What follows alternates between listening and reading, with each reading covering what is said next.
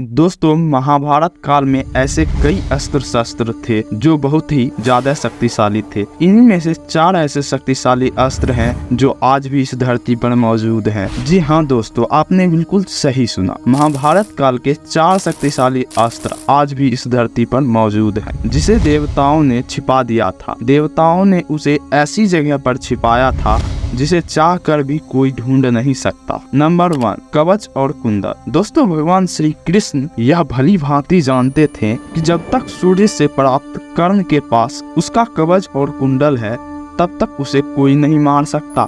इसलिए श्री कृष्ण के सुझाव देने पर इंद्र ने ब्राह्मण का भेष धारण करके धोखे से कर्ण के कवच और कुंडल उससे मांग लिए थे। क्योंकि अर्जुन इंद्र का पुत्र था, इसलिए अर्जुन की रक्षा करने के लिए इंद्र ने ऐसा किया था। दोस्तों, कहा जाता है कि इसके बाद इंद्रदेव स्वर्ग में प्रवेश नहीं कर पाए थे, क्योंकि इन्होंने कर्ण के कवच और कुंडल को धोखे से प्राप्त किया था। दोस्तों, कहा जाता है कि इस कवच और कुंडल को पुरी के निकट कोणार्क में छिपाया गया था और कोई भी इस तक पहुंच नहीं सकता। दोस्तों, कहा जाता है कि कलयुग के अंत में जब भगवान कल्कि अवतार लेंगे, तब वे इस कवच और कुंडल को धारण करेंगे।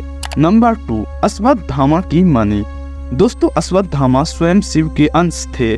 जन्म से ही अश्वत्थामा के मस्तक पर एक अमूल्य मणि था, जो उसे दैत्य, दानव, शास्त्र, देवता, नाग आदि से निर्भय रखती थी। इस मणि के कारण ही अश्वत्थामा पर किसी भी अस्त्र शस्त्र का असर नहीं हो पाता था। भगवान श्री कृष्ण ने अपने सुदर्शन चक्र से अश्वत्थामा के सिर से मणि निकाल ली। मणि निकल जाने से वह श्रीहीन हो गया। अश्वत्थामा आज भी इस धरती पर जीवित है। ऐसा कहा जाता है कि जब कल्कि अवतार लेंगे, तब कल्कि अवतार द्वारा ही उनकी मणि अश्वत्थामा को वापस मिल जाएगी। फिर धर्म की स्थापना के लिए अश्वत्थामा भी भगवान कल्कि के साथ मदद करेंगे और कलि पुरुष, जो कि उस समय का सबसे ताकतवर राक्षस होगा, उसका अंत करेंगे। दोस्तों, सोचिए कि अगर घोर कलयुग में यह मणि किसी को भी मिल गई तो आखिर क्या होगा। रावण ने भी कुबेर से चंद्रकांत नाम की मणि छीन ली थी। वह मणि वैद्यनाथ मंदिर में विद्यमान है।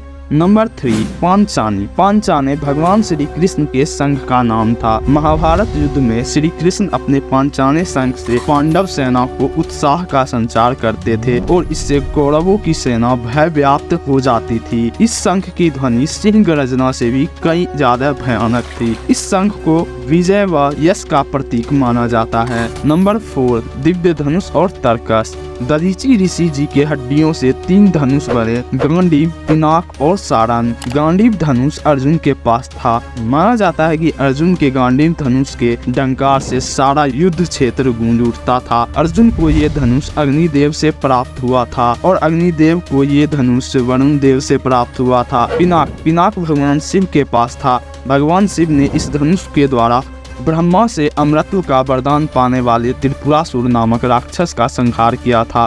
भगवान शिव ने इसी धनुष के एक ही तीर से त्रिपुरासुर के 3 नगरों को ध्वस्त कर दिया था। बाद में भगवान शिव ने इस धनुष को देवराज इंद्र को सौंप दिया। पिनाक वही शिव धनुष था जिसे देवताओं ने राजा जनक के पूर्वजों को दिया था, जो अंत में धरोहर के रूप में राजा जनक को प्राप्त हुआ था। यही पिनाक धनुष सीता स्वयंवर में भगवान श्री राम से प्रत्यंचा चढ़ाने में टूट गई थी। सारंग, सिंह का बना यह धनुष भगवान श्री कृष्ण के पास था। दोस्तों, आशा करता हूँ कि आज की ये वीडियो आपको पसंद आई होगी। यदि हाँ, तो कमेंट में जय श्री राधे कृष्णा जरूर लिखिएगा।